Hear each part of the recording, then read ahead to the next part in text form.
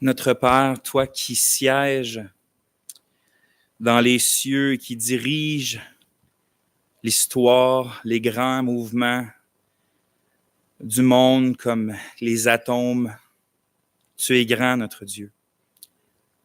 Plus grand qu'on peut le concevoir, au-delà de toute conception. Et pourtant, on peut dire qu'on te connaît en esprit et en vérité. On sait en qui nous avons cru, Seigneur.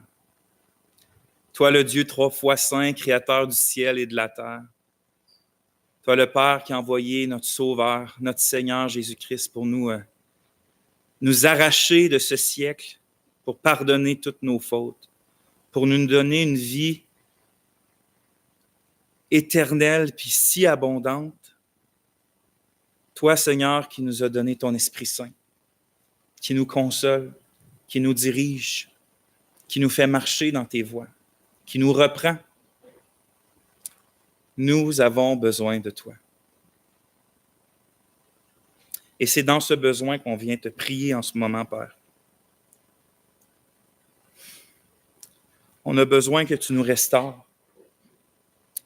On a besoin que tu nous ramènes vers toi. On a besoin que tu nourrisses notre âme, que tu nous redonnes la joie de ton salut, que tu nous gardes des traits enflammés, que tu nous gardes de notre propre chair, ô Dieu, que tu nous gardes des éloignements, que tu accomplisses cette promesse qu'on va lire bientôt, de nous guérir de nos abandons de toi. Seigneur, viens parler à nos cœurs ce matin. Tu sais ceux que tu as permis qu'ils soient ici ce matin. Je suis le premier, Seigneur, qui a besoin constamment d'avoir le cœur ranimé par ta parole. Et tu connais nos cœurs à tous. Tu sais comment l'appliquer à nos âmes. Fais ton œuvre, Seigneur, l'œuvre que toi seul peux accomplir, de sorte qu'on puisse dire après que Dieu était véritablement au milieu de nous et qu'il a agi selon sa bonté une fois de plus. Gloire à toi, Père. Gloire à toi pour toujours. Amen.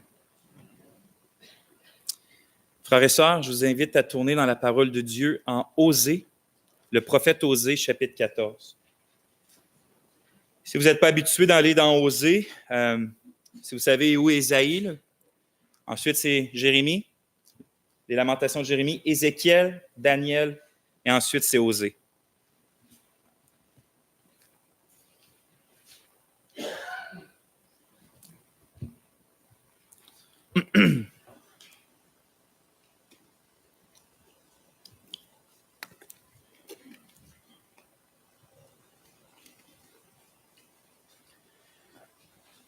Osée, chapitre 14, je vais utiliser la traduction Darby. Osée, chapitre 14, on va lire l'entièreté du chapitre, c'est un court chapitre de 9 versets.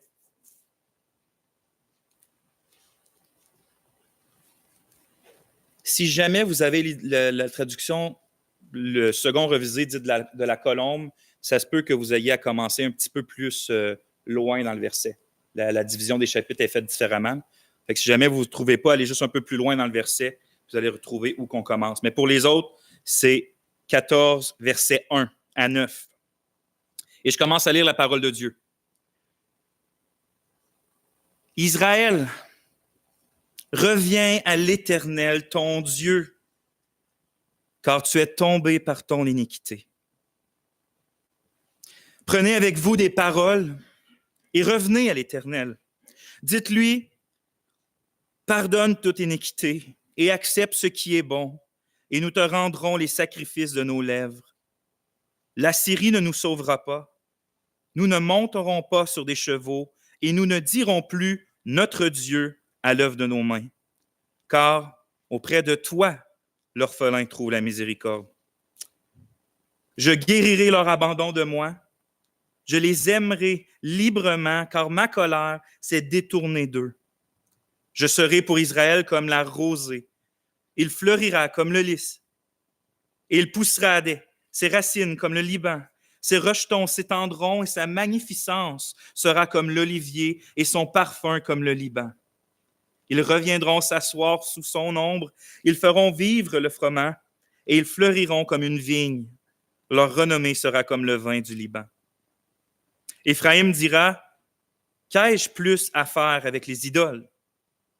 Moi, je lui répondrai et je le regarderai. Moi, je suis comme un cyprès vert, De moi provient ton fruit. Qui est sage? Il comprendra ces choses. Et intelligent, il les connaîtra. Car les voies de l'Éternel sont droites, et les justes y marcheront, mais les transgresseurs y tomberont. Amen.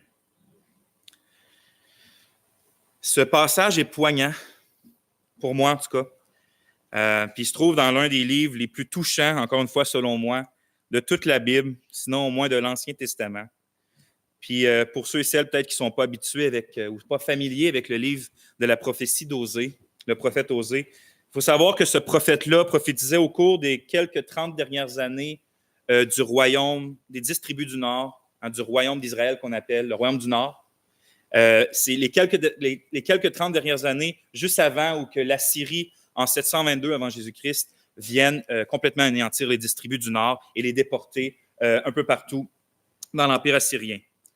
Or, Josée, ce n'était pas le seul prophète à prophétiser aux 10 tribus du Nord lors de ces périodes-là. On pense à Amos et d'autres. Mais Josée était particulier à bien des égards, était unique à bien des égards. Puis l'une des choses qui le rend unique, c'est que Dieu prend Osée puis lui fait expérimenter en lui-même, dans sa propre vie, une image de la tragédie de l'infidélité d'Israël envers son Dieu.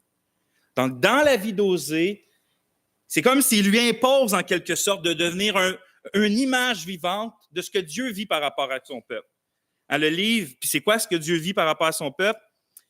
Ben, c'est qu'il est avec un peuple qui s'éloigne toujours de lui, un peuple qui se prostitue à d'autres dieux. Et donc, il dit à Osée d'épouser une prostituée qui pratique la prostitution. Puis le livre commence comme ça dans Osée. On peut lire au verset 2 et 3 du premier chapitre. Commencement de la parole de l'Éternel par Osée.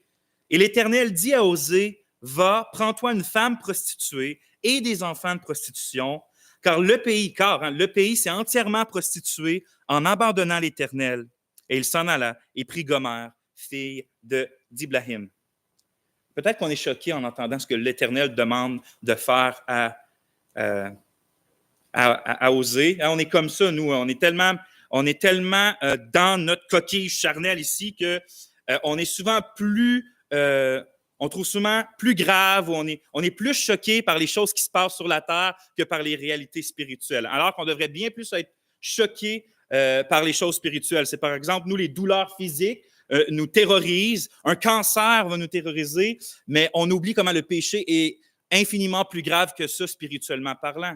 Donc, les choses terrestres devraient en fait toujours être comme une parabole des réalités spirituelles. Le cancer, aussi terrible soit-il, devrait toujours nous rappeler une réalité plus grande qui est des dommages et l'horreur du péché, puis les ravages du péché dans une âme humaine. Et donc, ici, peut-être qu'on est choqué d'entendre ce que Dieu dit de faire à Osée, mais en réalité, c'est que c'est ce que l'Esprit veut, que ça soit choquant pour nous. Parce que l'infidélité d'Israël à Dieu, l'infidélité du peuple de Dieu envers son Dieu, c'est quelque chose d'extrêmement choquant. C'est quelque chose qui devrait être très choquant. Il faut savoir qu'aux yeux de Dieu, tous ceux qui abandonnent le Seigneur sont comme des prostituées spirituelles. Il n'y a pas de célibataire aux yeux de Dieu, spirituellement parlant.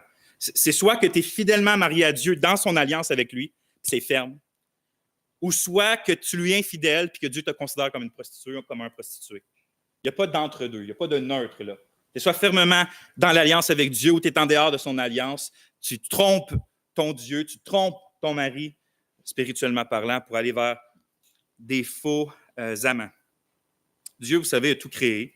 Toute créature lui appartient et il a tout créé par lui, par sa bonté, pour sa gloire. Et donc, de s'éloigner de Dieu, d'ignorer Dieu, de nier l'existence de Dieu, de croire des faux dieux, de croire en des faux Christ, toutes ces choses-là, c'est de commettre une infâme infidélité envers celui qui nous donne tout, envers celui qui pourvoit tout, envers celui qui fait battre nos cœurs, chaque battement de notre cœur en ce moment, qui nous donne chaque milliseconde de notre existence. Pourtant, c'était la condition d'Israël au moment que Osée écrit sa prophétie. L'Éternel avait agi gracieusement envers eux. Il était entré dans une alliance avec son peuple, avec des promesses absolument incroyables concernant son peuple. Et pourtant, le peuple l'a trompé maintes et maintes et maintes et maintes et maintes fois. Ça, c'est comme si ton époux ou ton épouse inviterait jour après jour, semaine après semaine, un autre homme ou une autre femme pour aller dans ta maison, pour te tromper continuellement dans ton lit. L'infidélité maritale, c'est quelque chose d'absolument horrible, mais l'infidélité spirituelle, c'est d'une manière qu'on ne peut pas qualifier infâme.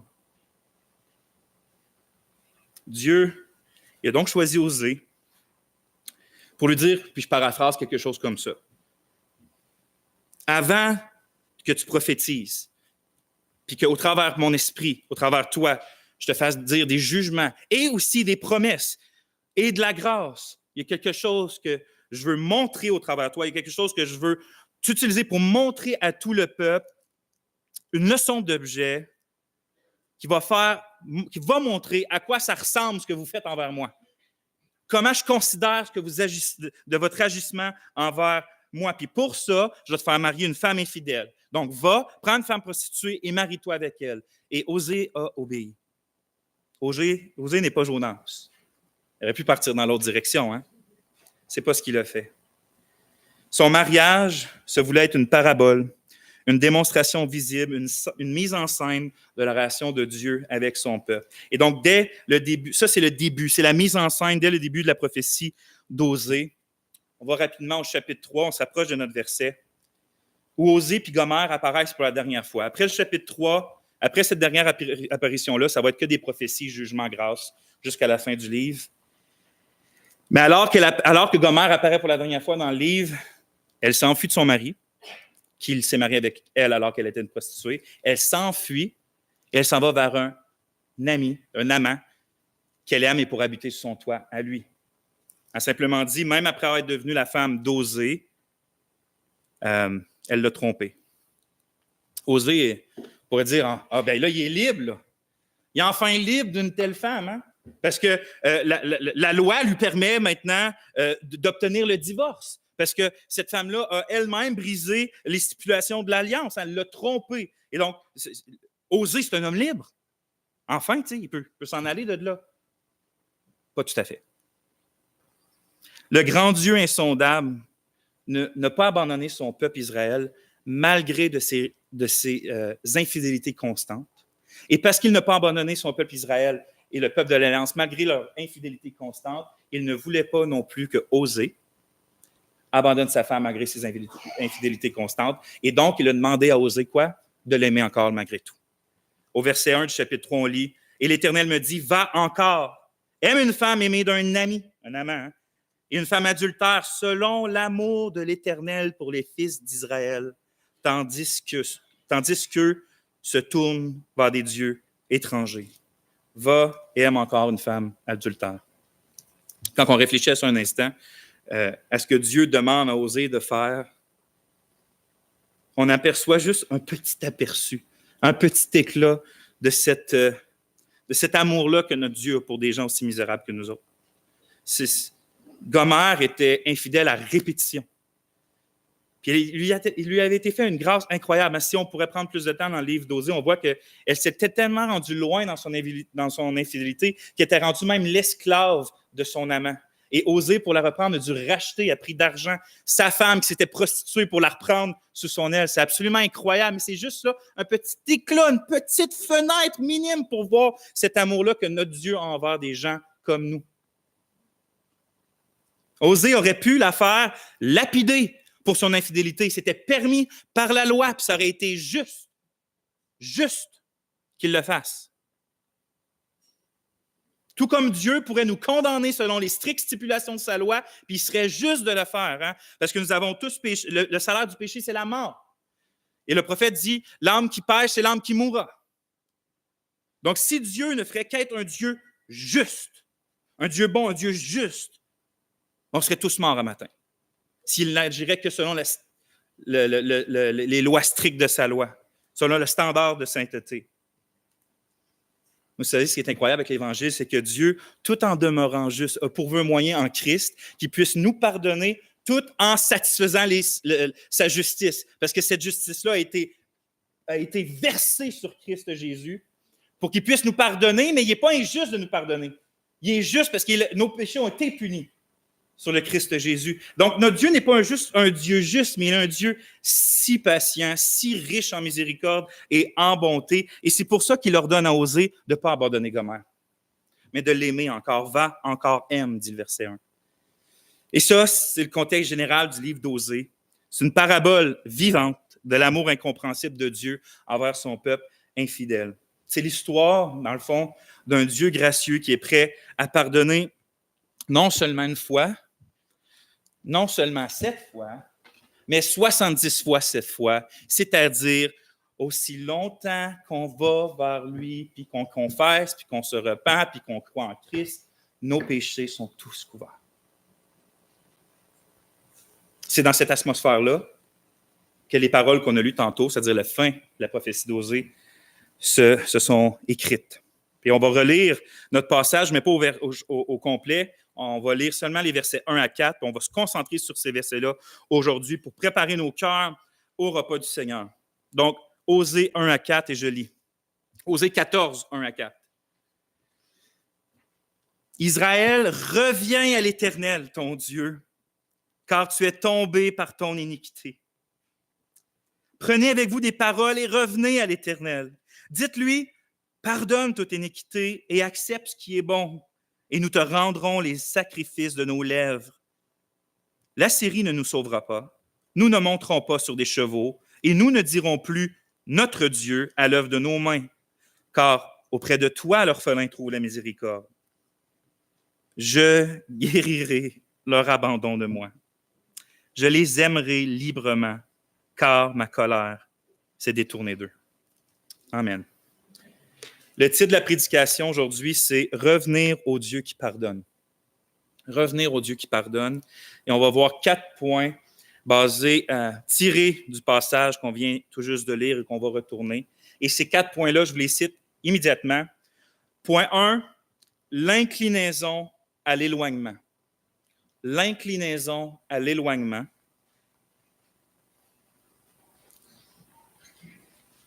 Point 2, la cause de l'éloignement.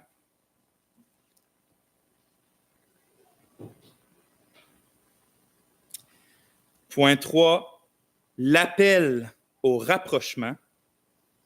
L'appel au rapprochement. Et point 4, le moyen du rapprochement. Vous pouvez louer le Seigneur parce que j'avais 5 points au départ. Je l'ai condensé dans un autre.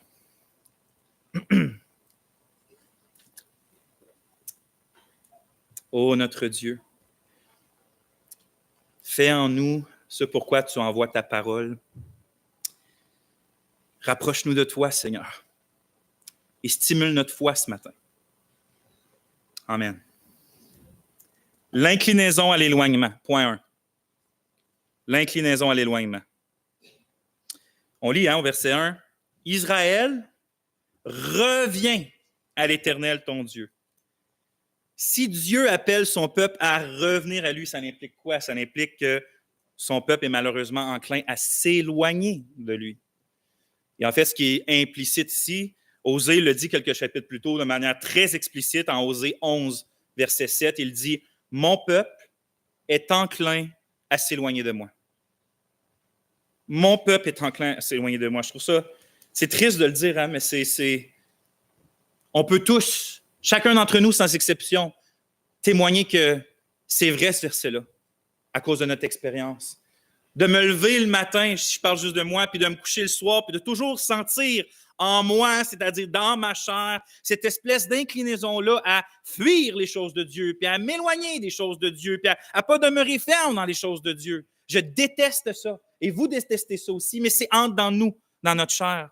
Une inclinaison, pourtant, à s'éloigner d'un Dieu qui, pourtant, nous satisfait autant le cœur, est aussi extraordinaire, aussi véridique, aussi fidèle, et pourtant, encore en nous, il se trouve cette affaire-là, qui s'éloigne de lui. Puis en fait, concernant l'éloignement de Dieu, Il y a deux catégories qui existent, puis tu n'as pas le choix d'être dans l'une ou dans l'autre. Pas le choix. C'est quoi ces deux catégories-là? L'une, c'est que tu es en train de t'éloigner de Dieu.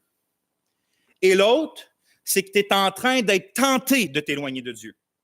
Tu ne peux pas être ailleurs que ça. Soit que tu es vraiment en train de t'éloigner de Dieu ou que tu es ferme dans le Seigneur, mais il y a toutes sortes de tentations en dedans de toi et à l'extérieur de toi qui veut t'éloigner de Dieu, qui veut te tenter à négliger la poursuite du Seigneur. C'est que tu es dans une des deux. Autrement dit, de ce côté-ci du paradis, on n'arrive jamais à un état où on ne doit jamais être sur nos gardes des dangers qui nous guettent pour nous emmener loin du Seigneur. Ça n'arrive jamais de ce côté-ci de notre vie. Hein. C'est pas en vain que la parole de Dieu constamment nous dit d'être en garde, d'être aux aguets, de veiller. On est attaqué de tous les côtés. On est attaqué. Le monde invisible constamment nous lance des traits enflammés. Le monde visible nous bombarde continuellement de pensées anti-Dieu. Puis notre pire ennemi se trouve en fait à être lui le plus proche de nous, qui est en fait lui au-dedans de nous, qui est notre chair, qui elle-même est inclinée à s'éloigner de Dieu. C'est pour ça que les paroles d'Osée sont si précieuses. Hein. Je pense qu'on devrait tous les apprendre par cœur, parce que je ne connais aucun véritable enfant de Dieu, le meilleur parmi ces soldats-là, le plus saint de tous les champions des chrétiens. J'en ne connais aucun qui n'a pas vécu une ou qui n'est pas en train de vivre des fois aussi des périodes d'éloignement. J'en connais aucun.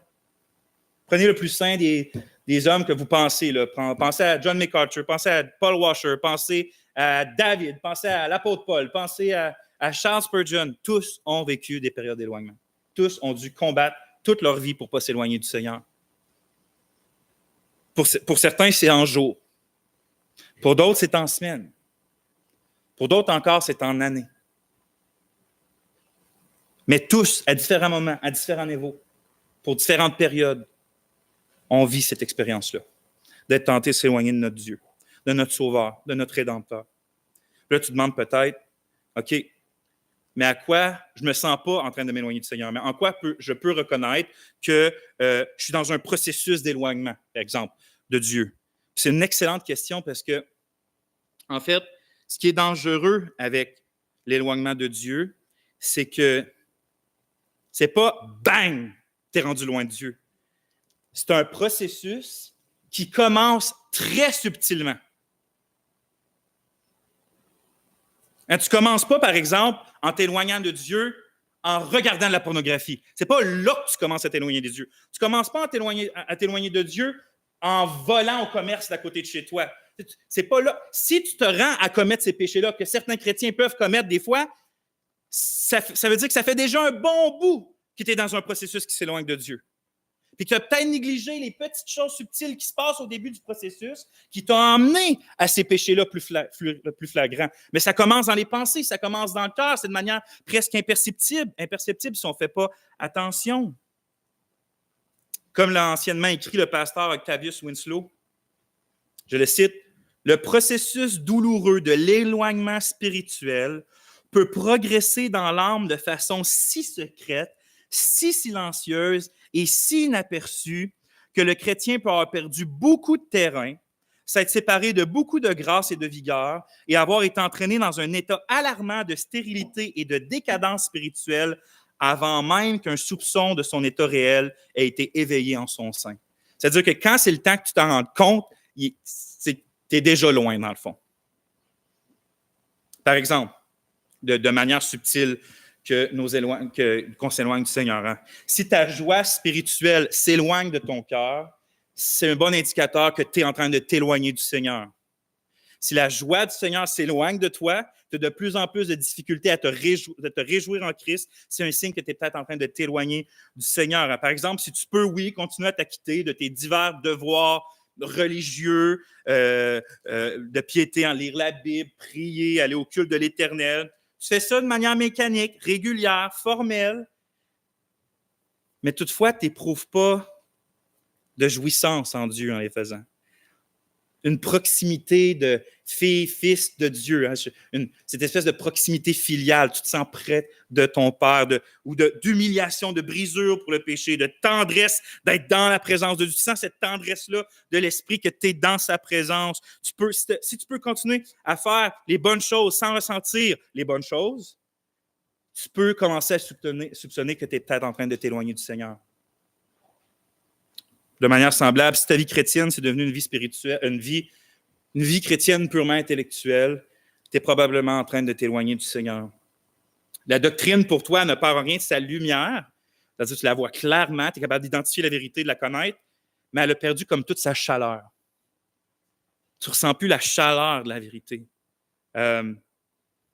Tu vois toujours la valeur de la vérité. Tu vois pourquoi elle est importante et pourquoi tu dois y croire. Tu la connais, mais sa beauté puis sa profondeur t'influence comme pu. Tu acceptes pleinement la parole, c'est pas que tu ne l'acceptes pas, tu continues de l'accepter pleinement, tu continues de la défendre, tu continues d'y croire, mais cette parole-là, tu ne l'expérimentes plus, hein. Elle ne te sanctifie plus, elle ne te console plus, elle ne t'humilie plus, elle ne te nourrit plus, elle ne te réjouit plus. C'est ça que je veux dire par ta vie chrétienne est comme rendue purement intellectuelle. Tu lis la Bible, mais tu ne goûtes pas spirituellement la Bible. Tu la consultes, mais plus avec le désir pressant d'aller voir ce que l'Esprit veut pour ta vie, pour marcher avec l'Esprit dans ta vie, mais plutôt tu vas l'avoir seulement par habitude ou seulement pour avoir par curiosité, pour de l'information. Donc, tu lis les paroles du Seigneur, tu vas au culte du Seigneur, mais tu ne savoures pas spirituellement les choses du Seigneur. Hein. Quand tu lis la Bible, tu ne transformes pas ça en prière, tu ne les conserves pas dans ton cœur, tu ne les médites pas, tu ne pars pas dans la journée et dis « OK, c'est ça que je vais appliquer aujourd'hui ». Il y a comme une déconnexion entre le formel et la chaleur, entre la lumière et la chaleur. Tu ne marches plus avec Dieu. Tu connais les choses de Dieu, mais c'est comme tu ne marches plus avec. Là, je ne suis pas en train de te mettre dans un coin et de te dépeindre si tu te sens concerné. Je me sens concerné. Nous vivons tous, encore une fois, des moments comme ça. On essaie d'identifier qu'est-ce que ça peut être, les petits commencements de l'éloignement du Seigneur. On pourrait ajouter d'autres choses, mais le temps nous manque. On pourrait parler de la faiblesse contre les tentations. Tu sens que les tentations sont de plus en plus dures à être résistées. Tu t'es désensibilisé par rapport au péché. Avant, ce qui te choquait, que tu ne voulais même pas entendre parler ou voir, maintenant, tu peux le voir sans aucune réaction. Tu es comme désensibilisé. Tu manques d'amour et de tendresse envers tes frères et sœurs. Tu es tout le temps plein d'amertume contre eux. Tu as une concentration excessive sur comment tu te sens, sur toi-même, sur tes choses et tes projets. C'est tous des petits signes, on pourrait en mettre, mais c'est tous des petits signes qu'il y a quelque chose qui se passe dans ton cœur. Ce n'est pas les choses de l'esprit, ça. Donc, nécessairement, tu es en train de t'éloigner de ton Sauveur, de ton Seigneur. Tout ça pour dire que l'éloignement de Dieu, c'est un processus qui commence très subtilement et qui guette chacun d'entre nous constamment. C'est pour ça qu'on doit entendre ce que Paul dit en 1 Corinthiens 10-12. Hein. Ainsi donc, que celui qui se croit debout prenne garde de tomber. Parce que les plus forts d'entre nous sont tentés de tomber et tombent parfois. Mais on devrait tous se méfier à tout prix de cet éloignement-là, parce que ça commence petit. Ça commence, je passe un jour, je passe 3 jours, je vais me repentir la semaine prochaine, je vais arrêter ça le mois prochain. Ça commence comme ça par des petits processus. Puis 3 ans après, tu te demandes pourquoi tu ne sens plus la présence du Seigneur, pourquoi tu ne sens plus la richesse de sa grâce, pourquoi quand tu lis la Bible, c'est sec puis froid. C'est pour ça qu'on doit connaître à tout prix c'est quoi la cause de l'éloignement. Ça nous conduit à notre deuxième point, la cause de l'éloignement.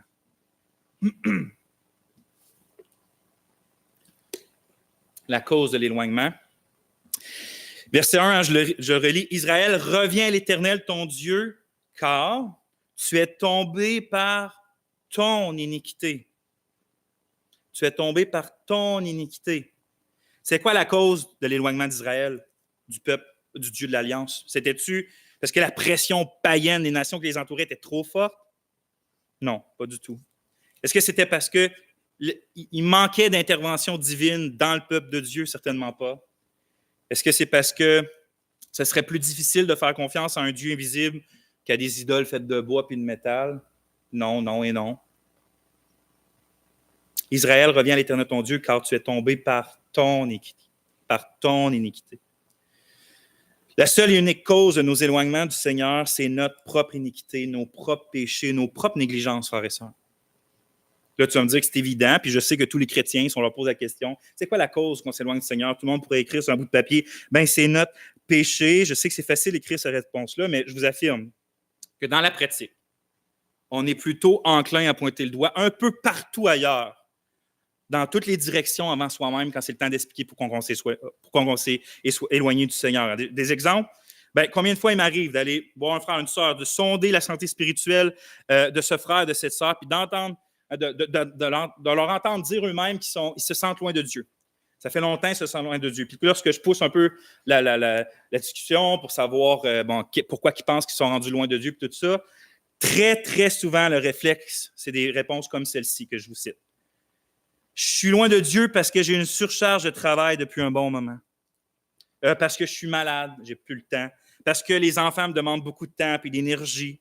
Parce que la louange et la prédication à mon église, c'est pas ce que j'ai de besoin en ce moment. C'est pour ça que je me sens loin de Dieu. Parce que je suis tout seul. Parce que Satan s'acharne sur moi. Parce que Dieu ne répond pas à ma prière et à mon besoin. Vous savez, parce que ceci, parce que cela, c'est pour ça, ces choses-là, que je suis loin de Dieu en ce moment. Ça fait penser à qui ces réponses-là? Moi, ça me fait penser à nos premiers parents, Adam et Ève. Hein? Ève, à qui il pêche contre Dieu, il s'éloigne de l'Éternel, et là, Ève, elle pointe le doigt sur qui? C'est la faute du serpent. Puis Adam, lui, il met la faute sur qui? Ben, c'est à cause de la femme que tu m'as donnée. Il pointe le doigt. Si je suis rendu loin de toi, c'est la faute de quelqu'un d'autre. La réalité, c'est qu'ils s'étaient eux-mêmes éloignés de Dieu à cause de leur propre iniquité.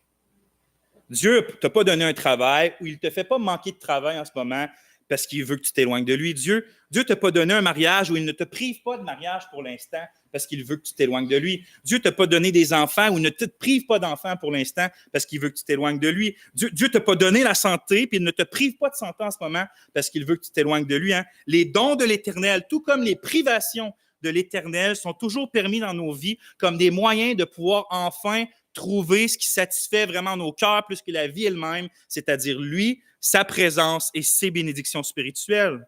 Donc, ce ne sont pas les circonstances, ni les êtres humains, ni les anges, ni Dieu lui-même qui causent notre éloignement. Mais selon Ésaïe 59, ce sont vos crimes qui mettent une séparation entre vous et votre Dieu. Ce sont vos péchés qui vous cachent sa face et l'empêchent de vous écouter. On va adresser plus tard l'absolue nécessité d'une repentance lorsqu'on désire retrouver enfin cette douce communion avec notre Père. Mais il est important de relever ici le fait déjà que si on ne cesse pas de pointer le doigt partout pour expliquer pourquoi nous, on est loin de Dieu en ce moment, hein, pour se déculpabiliser de notre éloignement, mais jamais on va pouvoir se rapprocher du Seigneur, aussi longtemps qu'on cherche une cause ailleurs qu'en nous. Il faut reconnaître le plus tôt possible que c'est nous la cause de notre propre malheur. Il faut reconnaître ça. Je ne dis pas qu'il n'y a pas des causes humaines à des circonstances humaines difficiles dans ta vie, mais ça, ce n'est pas ce qui produit l'égarement de Dieu dans ton cœur. L'homme de douleur par excellence, notre Seigneur Jésus-Christ, a souffert plus que n'importe quel homme sur cette terre, et pourtant, à part quand il a porté nos péchés sur la croix, il n'a jamais une milliseconde expérimenté un éloignement du Seigneur, malgré ses souffrances terribles. Pourquoi? Parce qu'il ne s'éloignait jamais par ses iniquités, il était sans péché.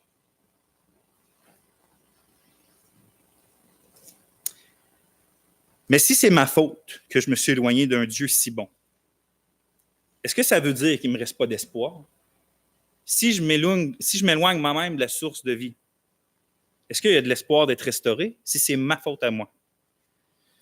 Bien, l'Évangile du Seigneur Jésus-Christ affirme que oui, mon frère, ma sœur. Et non seulement, en fait, oui, il y a de l'espoir, parce que notre texte et plein d'autres dans la Bible montrent que Dieu t'appelle encore à revenir à lui, malgré que tu t'es éloigné de lui. Et s'il nous amène au troisième point de la prédication, l'appel au rapprochement.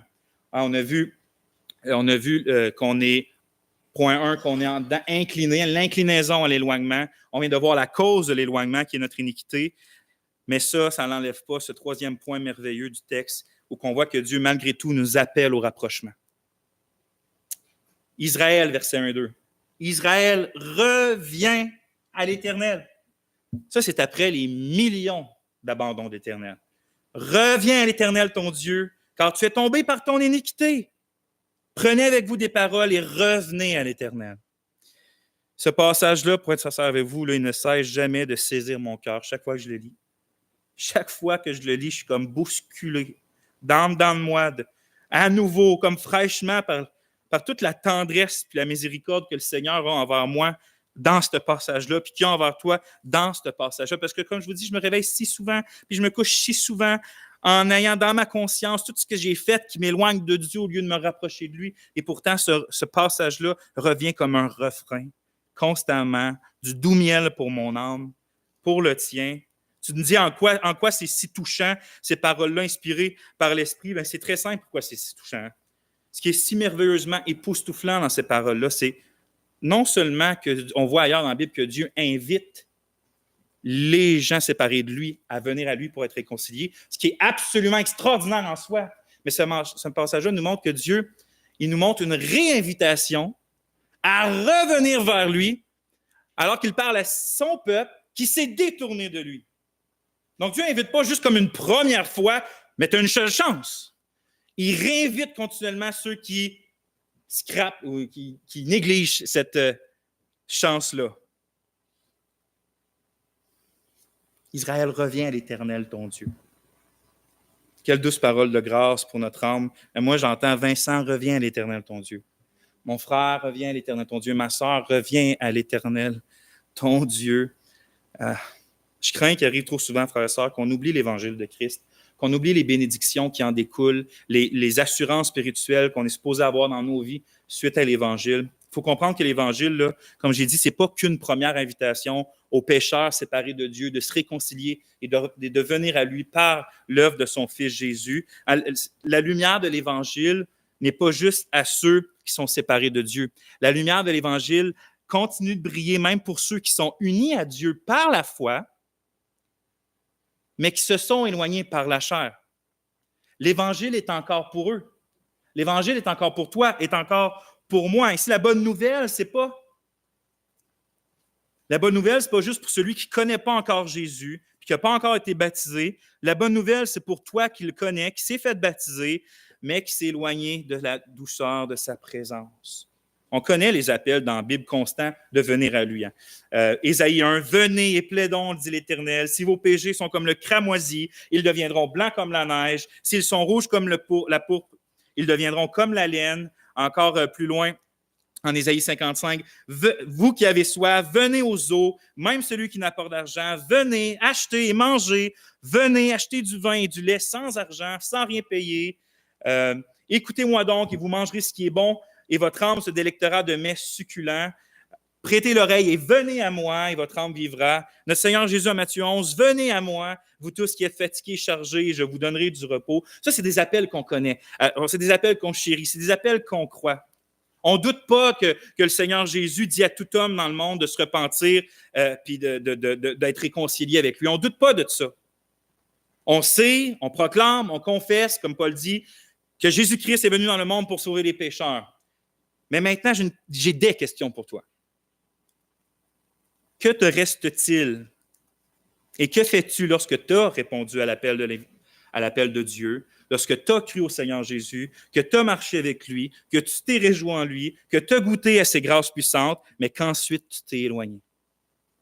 Tu as répondu à l'appel de l'Évangile au début, mais si après tu t'es éloigné, qu'est-ce qui te reste? Qu'est-ce que tu fais?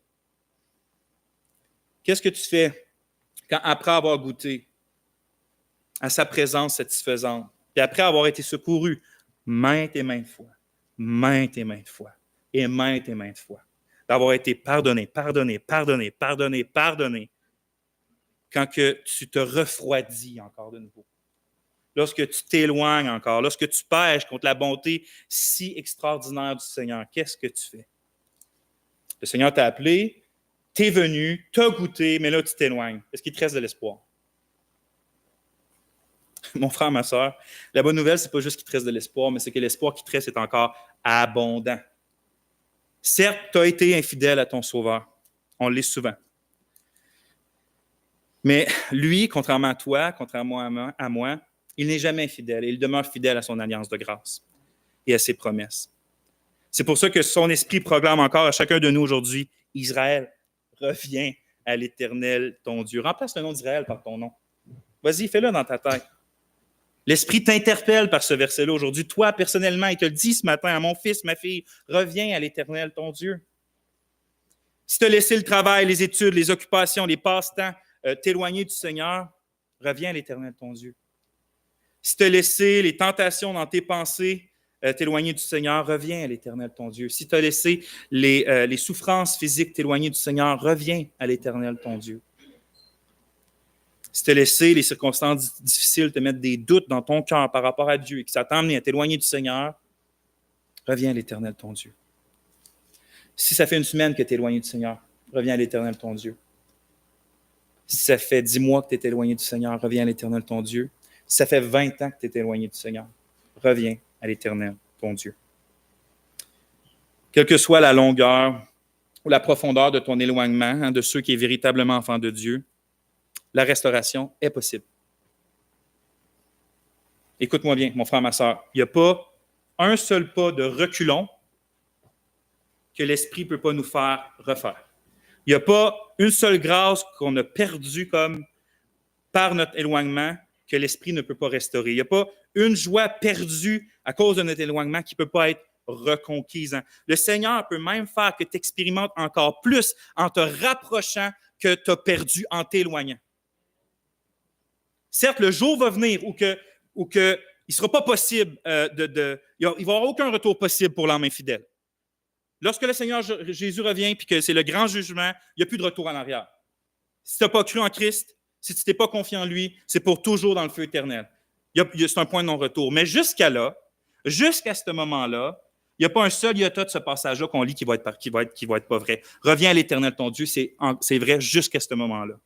Voyez-vous, comme si l'appel n'était pas assez encourageant puis suffisant lui-même, Dieu ajoute une promesse indestructible au point 4. C'est ça mon 5e point, mais je le mets ici. Au point 4, Dieu dit, après avoir t'appelé à lui, après avoir dit comment lui répondre en repentance, il dit, je guérirai leur... C'est incroyable. Écoute, je guérirai leur abandon de moi. Dieu te dit qu'il va guérir tes infidélités. C'est absolument incroyable. Je les aimerai librement, car ma colère s'est détournée d'eux. Quand Dieu appelle, c'est parce que Dieu promet. Quand il appelle les pécheurs à venir à lui, par son Fils Jésus-Christ, c'est parce qu'il promet de les sauver, puis il va le faire. Bien, ici, quand Dieu appelle ses enfants à revenir à lui, c'est parce qu'il promet de les guérir de leur éloignement. Dieu t'appelle à revenir parce que Dieu promet de te guérir. Je guérirai leur abandon de moi. Je les aimerai librement car ma colère s'est détournée d'eux. Est-ce qu'on a besoin d'autres motivations que ces douces paroles-là? C'est absolument incroyable. Même si Satan te décourage, même si tes péchés sont contre toi, même s'il y a un méli-mélo en toi de culpabilité, d'incrédulité puis de honte qui se combinent pour t'empêcher d'avancer puis retourner à Dieu, n'hésite pas à invoquer le Dieu qui ne ment point et qui dit « Reviens à moi et je vais guérir tes infidélités. Reviens à moi et je vais guérir tes éloignements de moi. » Quelle promesse incroyable. J'ai écrit « S'il est disposé à nous recevoir de nouveau, à pardonner nos péchés, à oublier notre ingratitude, à guérir nos égarements et à restaurer notre âme, nous avons l'assurance de pouvoir revenir, et cela en dépit de toute opposition et de tout découragement. » Qui va oser retirer cet appel-là de l'Éternel? Qui va oser dire que, OK, là, c'est assez, le Père n'accueille plus le Fils prodigue? À ce point-là, le Père n'accueille plus. Qui va oser dire que le sang de Jésus n'est plus en mesure de guérir l'esprit brisé, que le Saint-Esprit n'est plus en mesure de rétablir les joies perdues de notre salut en Dieu? Qui va prétendre que Dieu ne fait plus ces choses-là? Pour chaque pauvre âme qui reconnaît sa culpabilité, qui a le cœur brisé, puis qui veut revenir à Dieu, bien, ce qu'il trouve, c'est un amour éternel dans le cœur du Père, un accueil perpétuel par le sang de Jésus, puis une puissance restauratrice dans l'Esprit Saint. Si donc Dieu est disposé à te recevoir de nouveau, à pardonner tes péchés, à oublier ton ingratitude, comme j'ai dit, à guérir tes égarements, à restaurer ton âme, tu as l'assurance, mon frère, ma sœur, de pouvoir revenir avec lui et d'avoir la certitude que tu es encore accepté en Jésus. Avec un tel appel et une telle promesse, la bonne question à se poser, c'est quoi maintenant? C'est celle-ci. Comment puis-je revenir à Dieu après m'être éloigné? On le sait, il y a la promesse, elle est là, elle croit, mais encore, c'est quoi la dynamique pour retourner vers lui? Mais l'Esprit répond à question-là dans notre texte, puis on va le lire, c'est le quatrième puis le dernier point du message, c'est-à-dire le moyen du rapprochement. On a vu quoi, mais on va voir comment, le moyen du rapprochement.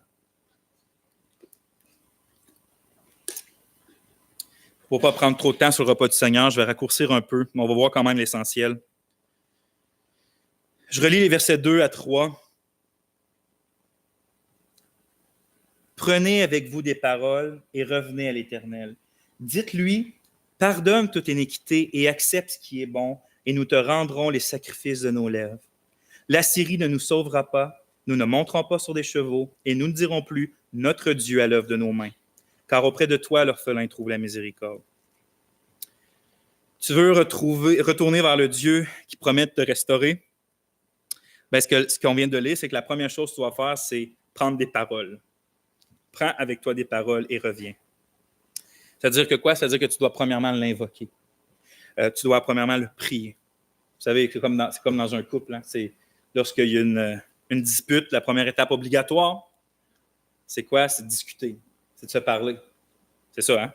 Moi, j'essaie des fois de contourner ça, mais mon épouse me rappelle que ça ne marche pas souvent. Mais avec Dieu, c'est la même chose, hein? Mais comme c'est toujours le cas, le Seigneur, c'est lui qui fait les premiers pas. C'est lui qui fait les premiers pas. Il est venu à toi, il t'a dit de revenir, il t'a promis qu'il allait guérir ton abandon, il t'a dit que tu allais trouver 2 bras grands ouverts lorsque tu allais revenir, mais ça ne veut pas dire que tu n'as pas de part à faire non plus. Le Seigneur est venu avant, il vient toujours le premier, c'est lui qui nous a connus en premier, c'est lui qui nous a aimés en premier, mais maintenant, toi aussi, tu as une part à faire. C'est à ton tour. Lui, il a parlé, c'est à ton tour de parler par la prière. Or, je sais, le simple fait de s'arrêter et de se mettre à genoux pour parler à Dieu dans une prière sincère, c'est souvent ce qui est le plus difficile lorsqu'on s'est éloigné de Dieu. C'est de s'arrêter puis de lui parler. La prière est déjà difficile lorsqu'on marche bien avec lui, mais lorsqu'on est loin de lui, lorsqu'on est égaré, c'est encore plus difficile de lui parler avec sincérité. Parce qu'on se dit des choses comme, je me suis volontairement éloigné de Dieu. Je sais que ma volonté est impliquée. Là. Je ne prétends pas avoir été surpris. Là. J'ai fait des mauvais choix, puis je me suis éloigné du Seigneur. Donc, je me suis éloigné de lui, je suis allé, là, je parle spirituellement, je suis allé après d'autres amants, je me suis détourné encore et encore. Même, il m'avait donné une grâce un peu, puis il me chantait qu'il me donnait de la force pour résister, puis j'ai quand même choisi le péché à ce moment-là. Puis tu es conscient de ça, puis c'est dans ton cœur, et donc tu dis, je suis indigne de lui parler, je suis indigne de demander encore du secours, parce que la dernière fois qu'il m'en a donné, j'ai craché dessus. Tu te dis ça, donc ça te paralyse le fait de vouloir aller lui parler, le fait de vouloir le prier. Mais regarde, c'est vrai que tu es indigne de lui parler. C'est vrai que tu es indigne de retourner à lui. Tu es indigne de quoi que ce soit de Dieu. Tu n'es pas digne de recevoir quoi que ce soit de celui qui t'a créé et de celui qui t'a sauvé. Ça, on est tous indignes. Mais la bonne nouvelle, c'est que Jésus, lui, est entièrement digne et que tous ceux qui sont unis à lui par la foi sont vêtus de sa dignité à lui. Qu'est-ce que ça veut dire, ça? Ça veut dire que quand tu t'approches du Père au travers de Jésus, Dieu te considère pleinement digne, aussi digne que Christ. Parce que tu es vêtu de son vêtement. Tu es vêtu de sa justice à lui. Donc, ce qu'il faut que tu fasses, ce n'est pas retourner à Dieu en commençant en l'invoquant, soit que tu l'invoques parce que tu penses que tu es digne, légaliste, ou soit que tu ne l'invoques pas parce que tu crois que tu es indigne. C'est vrai que tu es indigne, mais encore là, tu ne comprends pas l'Évangile. Tu dois l'invoquer Dieu, mais à cause de la dignité de Jésus. C'est pour ça que tu l'as pris en son nom à lui. Invoque le Seigneur parce que Jésus est digne, prie en son nom, crois que Dieu reçoit ta prière à cause de lui. Donc, tu peux aller devant Dieu nu, tu es nu devant lui, puis dire, je suis pleinement indigne que tu me répondes, mais à cause de Jésus, réponds-moi. À cause de Jésus, pardonne-moi encore. Puis David priait comme ça, tu me pardonneras à cause de ta bonté. David n'a jamais dit, tu peux me pardonner ce coup-là parce que j'ai tué Goliath. T'sais. Il n'a jamais parlé comme ça. Ouais. OK, pasteur Vincent, je comprends. Je vais aller prier avec l'espoir que me donne Jésus. Mais je ne sais pas quoi dire. Ça tombe bien, l'Esprit te dit quoi dire dans le passage. Il dit, prenez avec vous des paroles et revenez à l'Éternel. Dites-lui. Là, ce n'est pas que tu es obligé de répéter ces mots-là par cœur à chaque jour. Fais ces paroles-là les tiennes. Comprends la substance de ce qui est dit ici. Puis va ouvrir ton cœur avec ces éléments-là au Seigneur. Hein. Pardonne toute iniquité, il dit. Ça, il dit ça. Pardonne toute iniquité et accepte ce qui est bon, et nous te rendrons les sacrifices de nos lèvres. L'Assyrie ne nous sauvera pas, nous ne monterons pas sur des chevaux, et nous ne dirons plus notre Dieu à l'œuvre de nos mains, car auprès de toi, l'orphelin trouve la miséricorde. Trois choses qu'il dit de dire. Trois choses il y en a plus, mais trois choses importantes que je veux faire sortir. La première, c'est que en allant avec lui avec des paroles, en l'invoquant pour retourner à lui, tu dois premièrement lui confesser tes péchés puis lui demander pardon. Puis là, sois précis. Ne pas juste dire je sais que je suis pécheur. Pardonne-moi ça. Non. Si tu veux que Dieu apaise ta conscience, dis précisément de quoi ta conscience t'accuse. Dis-lui, j'ai négligé tel moyen de grâce. J'ai négligé telle chose. Dis-lui que oui, j'ai méprisé ta bonté à ce moment-là en faisant ça. Dis-lui que tu as douté de lui à cause de ça. Dis-lui exactement ce que tu as pensé, ce que tu as fait, parce qu'il sait fort bien, oui, de toute façon, ce que tu as fait, puis ce que tu as pensé. Donc, essaye pas de lui cacher quoi que ce soit. Confesse-lui. Confesser, là, ça veut dire de dire la même chose que Dieu sur ton péché. Donc, si Dieu dit ça, c'est absolument horrible à mes yeux, puis c'est digne de la mort, dis-lui, Seigneur, j'ai fait ça, c'est horrible à tes yeux, puis c'est digne de mort. Dis la même chose que Dieu sur ton péché. Essaie pas de minimiser en rien. Essaie pas d'excuser en rien. C'est ça qu'on fait. Puis demande-lui pardon pour ces choses-là, précisément. Deuxièmement, tu dois t'abandonner entièrement et avec confiance au Seigneur et à lui seul. Tu dois t'abandonner entièrement au Seigneur avec confiance et à lui seul. Où je vois ça? L'Assyrie ne nous sauvera pas, ne nous montrera pas sur des chevaux. Hein. L'un des péchés d'Israël qui était répété, c'est que lorsque l'adversité arrivait, qui étaient souvent des nations païennes alentour qui venaient les attaquer, ils manquaient de confiance dans le Dieu invisible, et à cause de tout ça, ils étaient tentés ou ils faisaient soit qu'ils se confiaient dans des nations alentours, puis allaient engager à prix d'argent, à vider les coffres du temple pour bien nous protéger contre l'ennemi, ou soit qu'ils se confiaient dans leur propre force militaire. Donc, ils n'avaient pas confiance à l'Éternel, puis ils se confiaient soit en eux-mêmes ou à la force des autres. Dieu leur dit de revenir à lui en disant « L'Assyrie ne nous sauvera pas, nous ne monterons pas sur des chevaux. » Autrement dit, parce que ton éloignement de Dieu est en grande partie dû au fait que tu as essayé de vivre ta vie de ta manière avec tes propres forces, le retour vers ton Dieu implique nécessairement de te repentir de ça, puis de t'appuyer uniquement à partir de maintenant, de t'engager maintenant à t'appuyer uniquement sur le Seigneur pour ce qui a trait à ton salut, à la restauration, au pardon, puis à l'entièreté de ta vie, en fait. Tu sais, tant aussi longtemps que tu vas être autonome en face de Dieu, il n'y a pas de retour vers le Seigneur. Tu dois complètement dire ma vie. Tu m'as donné ta vie pour sauver ma vie est ta vie. Tout ce que je vais faire ce que tu veux que je fasse, je vais croire ce que tu veux que je croie, je ne vais pas faire ce que tu veux pas que je fasse, puis je ne vais rien faire par mes propres forces, je dépends de toi entièrement en toutes choses. Et lorsque je ne le fais pas, Seigneur, reprends-moi, réhumilie-moi, puis fais-moi dépendre de ta force. Tu dois, pour retourner, tu t'es éloigné de lui parce que tu as agi avec tes propres forces. Si tu veux retourner vers lui, il faut que tu abandonnes tes propres forces. Sa grâce te suffit. Troisièmement, tu dois te détourner de tes péchés et de tes idoles. Hein, il dit de dire, nous ne dirons plus notre Dieu à l'œuvre de nos mains. Hein. Ils construisaient des petites idoles puis ils appelaient ça leur Dieu. Autrement dit, le retour vers Dieu implique une véritable repentance. Tu te demandes, c'est quoi une repentance? Ben, c'est premièrement un réel regret puis une profonde tristesse de ce que nos péchés sont pour Dieu. Et cette tristesse-là vient à produire une vraie disposition de cœur à vouloir cesser les péchés qui nous éloignent de Dieu. Donc, c'est premièrement une affection de cœur qui trouve dégueulasse nos péchés, pas à cause des conséquences qu'ils font dans nos vies. C'est facile, ça. Hein, moi, je trouvais dégueulasse ma dépendance à la drogue parce que ça détruisait ma vie. Mais si tu m'aurais offert une pilule qui n'a aucune conséquence, puis j'aurais pu avoir l'effet, j'aurais été au paradis sur terre, dans ma conception d'avant. La repentance, c'est d'haïr le péché à cause que le péché est haïssable pour Dieu. C'est d'haïr la substance mince du mal parce que c'est mal. Dieu n'aime pas ça, donc tu n'aimes pas ça. La vraie repentance, c'est de mépriser notre péché. La repentance, c'est de désirer davantage être libéré du péché lui-même que des conséquences du péché. La repentance, c'est de dire non aux choses que Dieu dit non. La repentance, c'est d'arrêter de chercher notre plaisir ailleurs que dans le Christ Jésus. Dieu veut, si tu retournes à lui, que tu te repentes d'avoir cherché ta joie ailleurs, d'aller chercher ton bonheur ailleurs, puis ta satisfaction ailleurs. Puis tu dis non, ma joie maintenant, je vais la trouver qu'en toi. Ainsi, si tu veux revenir au Seigneur, fais comme le fils prodigue de la parabole de Luc 15 que Jésus raconte. Entre à toi-même, reconnais tes fautes devant Dieu, confesse-lui tes péchés en invoquant son aide pour qu'il te donne la force spirituelle de détourner de ces péchés-là pour lesquels tu l'invoques. À partir de là, fais-lui confiance, puis crois ce qu'il dit. S'il dit, lorsque tu fais confiance à mon fils, tes péchés sont couverts et je ne m'en souviens plus, crois-le chaque fois que tu les confesses. Chaque fois que tu les confesses. Chaque fois que tu vas retourner au Père de cette manière-là, tu vas découvrir que celui qui t'attend n'était pas un juge avec un marteau sévère, prêt à te condamner, mais en fait, tu vas voir quelque chose comme le Père du Fils prodigue.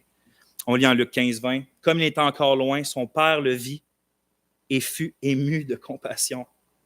Il courut se jeter à son cou et l'embrassa. Tout ça, là, c'est Dieu pour toi, ça. Qui a une précieuse âme à son cœur, à toi, qui veut revenir à lui. Il guette comme avec impatience. Il t'appelle, il te dit qu'elle allait te guérir, et là, il attend. Puis à la seconde que tu te tournes un peu vers lui pour retourner, hein, tu es encore loin. Il est là, puis il est prêt à te saisir dans ses bras et te dire, enfin, tu es revenu. Tu vois-tu combien tu avais besoin de moi? Le premier bruit de tes pas, le premier signe du retour de ton âme assouplisse son cœur. Cela est ton Dieu en Jésus-Christ. Le Dieu qu'on a tendance à tromper puis à abandonner, mais qui, dans la profondeur même de notre déclin et de notre éloignement, n'a jamais retiré un seul instant de nous son regard d'amour.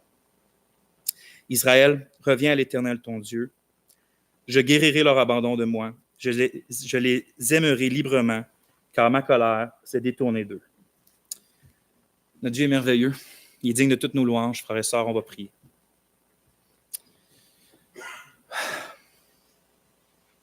Éternel, quelle parole de bonté et d'espoir tu donnes à nous qui sommes indignes des moindres consolations. On veut revenir à toi, Seigneur, de tout notre cœur. Oui, sonde-nous, puis regarde sur quelle voie nous sommes. Et fais-nous marcher, Seigneur, dans la voie de la vie, dans tes chemins, dans tes parvis, dans ta présence. S'il y a encore aujourd'hui des personnes ici qui se sont vraiment grandement éloignées de toi et qu'ils doutent même encore après ce message-là, Seigneur, que tu peux les accueillir, je prie que ton esprit les convainque de ton amour puis de tes dispositions. Aide-les à croire en ton Fils Jésus. Et pour chacun d'entre nous, Seigneur, qui pense qu'ils sommes fermes dans tes parvis, bien, Seigneur, garde-nous humbles pour jamais qu'on s'en éloigne. Donne-nous toujours une disposition de cœur comme celle de ton Fils qui est prêt à ne jamais négliger les grands et les petits moments de demeurer près dans ta présence. Bénis cette Église, Seigneur. On ne veut pas être une gang d'intellectuels qui connaît des choses sur Dieu. On veut juste être dans ta présence puis t'adorer pour toujours.